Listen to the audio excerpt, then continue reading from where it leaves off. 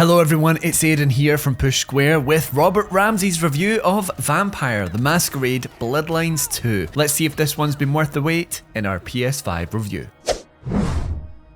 Over its first couple of hours, Vampire the Masquerade Bloodlines 2 does its best to convince you that it might actually be pretty good. Against all odds, this deeply troubled project could rise above expectations. But as the game's structure becomes more and more apparent, the real Bloodlines 2 shapes up to be a bit of a disaster. The sequel to Troika Games' 2004 cult classic very quickly collapses in itself, despite some strong story moments and a smattering of cool ideas. On various levels, Bloodlines 2 does understand what made its predecessor so endearing. That was an undeniably flawed release as well, but it lives on as an enchanting little time capsule. An incredibly camp but richly atmospheric take on early 2000s subculture. Even though it's set in 2024, the sequel does manage to tap into that same enjoyable schlocky tone, at least every now and then.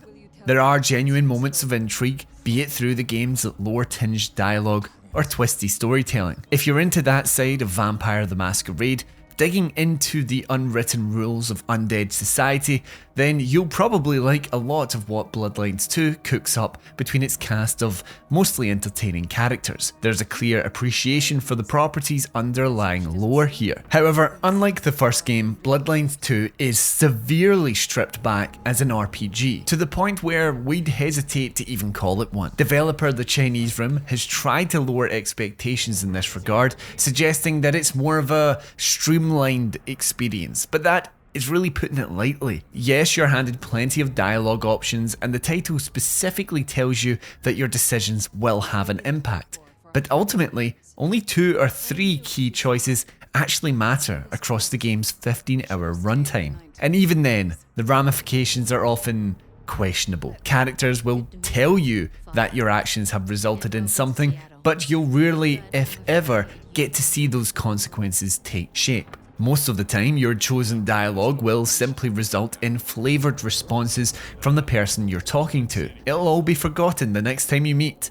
What little role-playing there is also suffers from Fallout 4 syndrome. That is, you'll be presented with 4 dialogue options, but they all just say the same thing with a slightly different attitude. It's an illusion of choice through and through. And that's really our main issue with the game's approach. It goes out of its way to make you think that you're making a difference. For example, Telltale-esque relationship updates appear to the top right of the screen when selecting an interaction, but again, they equate to very, very little. Sadly, this is also the case when it comes to choosing a clan and background for your character. You play as a largely pre-established lead, an elder vampire called Fire, and while there's nothing necessarily wrong with that, your wiggle room is noticeably limited. Clan selection is arguably the biggest disappointment though. Bloodlines 2 has a heavy emphasis on action combat, more on that later though, and your choice of clan determines how you fight. Except you'll have unlocked all of your clan's abilities by the time you reach the second chapter of the story, just 2 to 3 hours in. The skill trees, which are more like skill lines than anything else, are woefully undercooked, resulting in what feels like a near total lack of character progression for most of the game. Similarly, you get to briefly talk about Fire's past near the beginning of the narrative. It's an admittedly interesting moment as the century-spanning elder reminisces about whatever background you choose, but then it's basically never brought up again beyond a couple of throwaway mentions. As we've already covered, Bloodlines 2 has quite a lot of these sparks where it does show genuine promise, but there is one particular part of the experience that absolutely cripples everything around it: Fabian's flashbacks. Fabian happens to be a 1920s style detective whose psyche is somehow trapped inside of Fire's head. Even as a faceless voice, there's a quirky charm to this character, and his presence is undeniably intriguing. As you would expect, he's key to the overarching plot. There's a mystery at the heart of Fire's sudden awakening, and Fabian's profession can help you crack the case. Having trawled the streets of Seattle for over 100 years before being jailed in another vampire's brain, Fabian offers insight and important world building throughout your adventure. The problem, as alluded, is that much of this information is relayed through sickeningly lengthy and criminally boring flashback sequences. At the end of every chapter, Fire returns home to rest, and Fabian dreams of the past. You'll then be plopped into the detective's shoes as he trudges the same sandbox Seattle that Fire does, an already barren collection of streets, alleys and rooftops that are an outright chore to navigate because Fabian lacks Fire's traversal abilities. So as Fabian, you'll walk between objective markers over and over and over again, and when you finally get to one, you talk with a character, work through some dialogue options that are somehow even more pointless than the ones found in the present. You are supposed to be playing detective here, but uncovering leads literally boils down to picking every dialogue choice and then using one of Fabian's 4 vampiric powers to make people or objects spill the beans. There is zero player agency during these flashbacks. It's not even an illusion of choice. It's an exercise in wasting the player's time.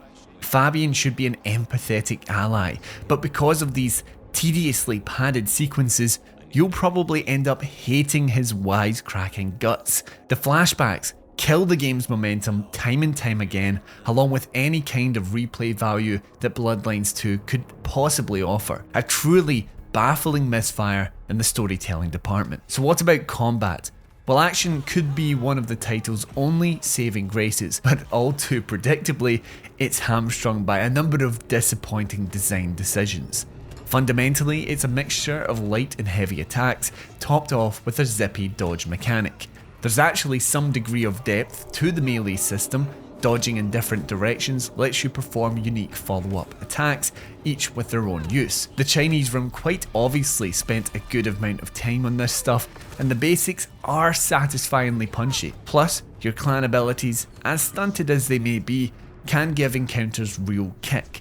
Some of them feel great to pull off, like the Bruja clan's Fist of the North Star styled punch combo. But some of the enemy types are just a nightmare to deal with, dragging numerous encounters down into frustrating territory. Guns are arguably the biggest issue, with shotgun and SMG wielding foes locking you down with little to no warning, and making the screen shake like Fire's eyes are about to explode. Projectiles may not be too troublesome if you're playing as a stealthier Fire, but stealth is so often tossed aside anyway in favour of forced, head-on clashes.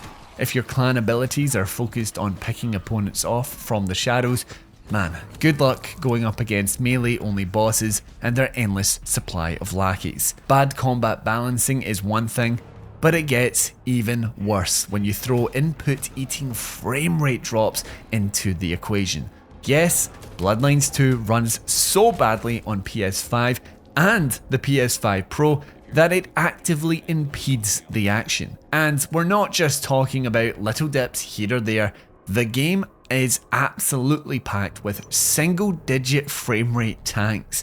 Stutters are shockingly abundant regardless of how hectic things are. Even just turning around in an enclosed space can hitch the game. When it comes to full price releases, we haven't seen anything this dire since the days of Bethesda's open world PS3 excursions, and they were far more ambitious games than Bloodlines 2. Vampire the Masquerade Bloodlines 2 is a shambles. Its best qualities are always short-lived, buried deep beneath the frustrations of non-existent RPG elements, extreme padding, and diabolical technical issues. Beyond the promise of its opening hours, this is a tragic misfire of a game. We're giving Vampire the Masquerade Bloodlines 2 a 4 out of 10. Thank you everyone for checking out our review of Vampire the Masquerade Bloodlines 2. Let us know what you're thinking about that score down in the comments below, and be sure to like the video if you enjoyed this review, and even better, subscribe to the channel for more PlayStation video content just like this. Anyway, thank you so much for stopping by, and until next time, I've been Aiden, and this has been Push Square.